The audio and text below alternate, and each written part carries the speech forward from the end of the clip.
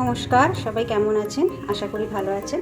আজকে আমি রান্না করব মুরগির মাংস দিয়ে আর কোয়াশ দিয়ে। এই যে দুটো কোয়াশ একদম টাটকা টাটকা আছে। দুটো কোয়াশ দিয়ে আজকে হবে মুরগির মাংসটা আমি ধুয়ে নিয়েছি। এবার হলুদ মাখাবো। আমি কড়াটা বসিয়ে দেবো গ্যাসে। কড়াটা গরম হোক। কড়া গরম হয়ে গেছে, তেল দিয়ে দিয়েছি, তেলও গরম হয়ে গেছে। আমি আজকে মাংসটা ভেজে করবো। মাংসটা ভেজে নেবো।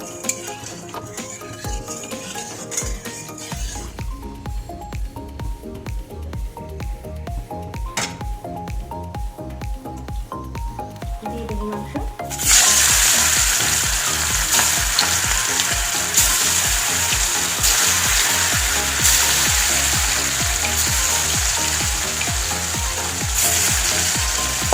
মাংসটা ভালো করে ভেজে নেবো।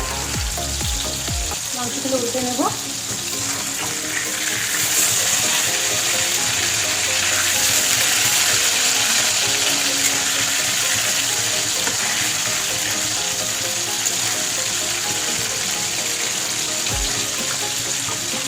একটা ভাজা হয়ে যায়, মাংস ভাজা হয়ে গেছে। এবার তুলে নেব।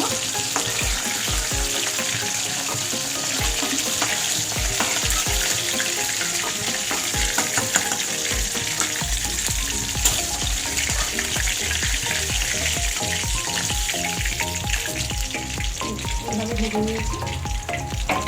বাদ বাকিগুলো ভেজে নেব। সব মাংস ভাজা হয়ে গেছে, সব ভেজে তুলে নিয়েছি।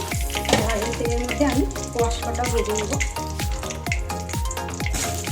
আমি দুটো কোয়াশ কিন্তু দিইনি, একটা কোয়াশ রেখে দিয়েছি।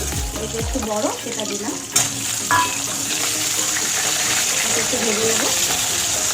এর মধ্যে দিয়ে দিয়েছি নুন,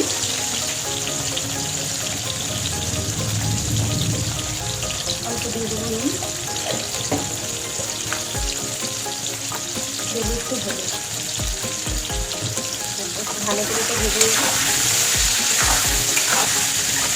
কোয়াশটা না কেটে কিন্তু একটু বেশি করে জলে ভিজিয়ে রাখতে হবে। কোয়াশের একটা কিন্তু কষ আছে, একটা আঠা ভাব আছে, এটাকে ভালো করে ধুয়ে নিতে হয়।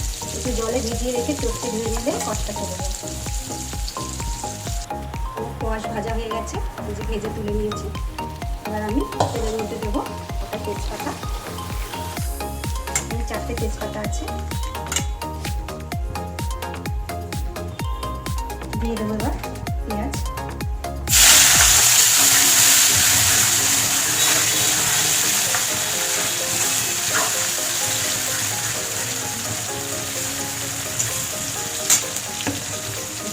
একটু ভালো করে ভেজে নেবো। পেঁয়াজের মধ্যে এবার স্বাদ মতন আমি নুন দিয়ে দেবো। একটু ভালো করে ভেজে নেবো। নুনটা দিলে কি হয়, তাড়াতাড়ি করে পেঁয়াজটা নরম হয়ে যায়।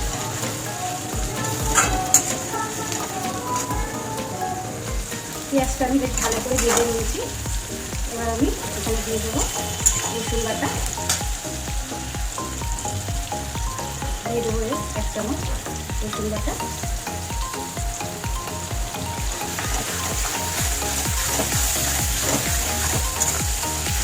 একটু ভালো করে কষে নেবো।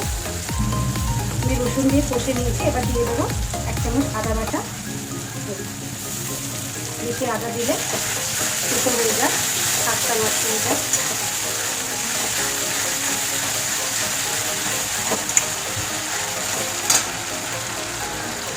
এবার দিয়ে দেবো দুটো মিডিয়াম সাইজের টমেটো কেটে রেখেছিলাম, এটা দিয়ে দেবো।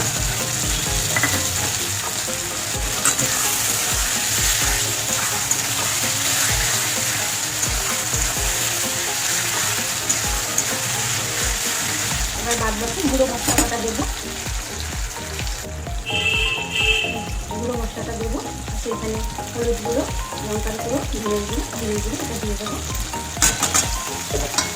দেবো একটু জল। না দিলে মশলাটা পুড়ে যাবে।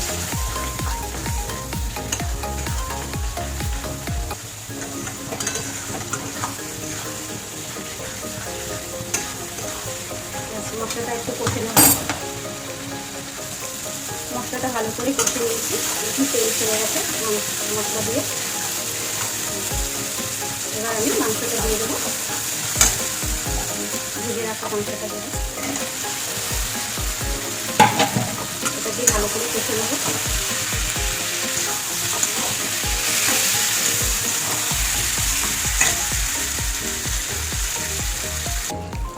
আর মাংসটা ভালো করে কষানো হয়ে গেছে, দেখতে পাচ্ছেন তেল ছেড়ে দিয়েছে। এবার আমি কোয়াশ ভাজাটা দিয়ে দেবো।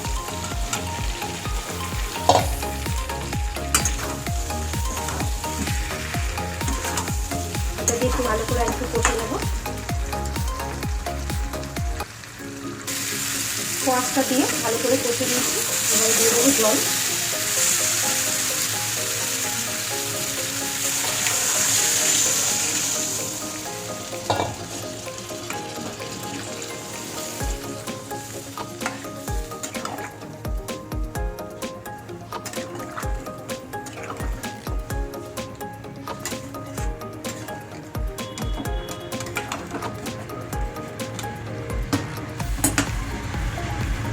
একটু চাপা দিয়ে দেবো।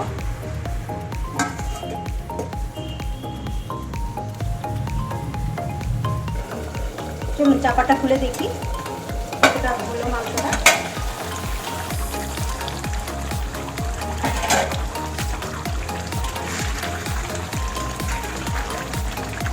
মাংস প্রায় হয়ে এসছে।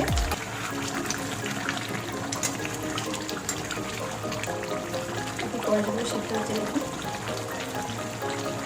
না, আর একটু সিদ্ধ হবে। চাপাটা আবার চেপে দিয়ে ঢাকা দিয়ে দেবো।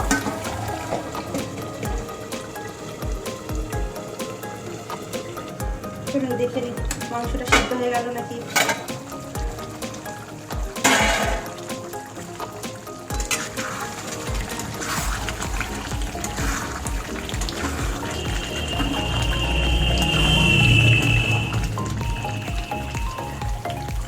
হয়ে গেছে, মাছ সিদ্ধ হয়ে গেছে।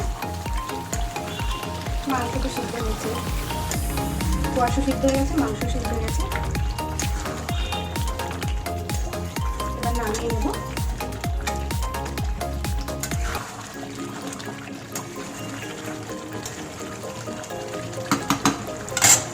মাংসটা নামিয়ে নেব। মাংস কোয়াশ দিয়ে মুরগির মাংস আজকে এই পর্যন্ত। যদি ভালো লেগে থাকে একটা লাইক শেয়ার কমেন্ট করে দেবেন।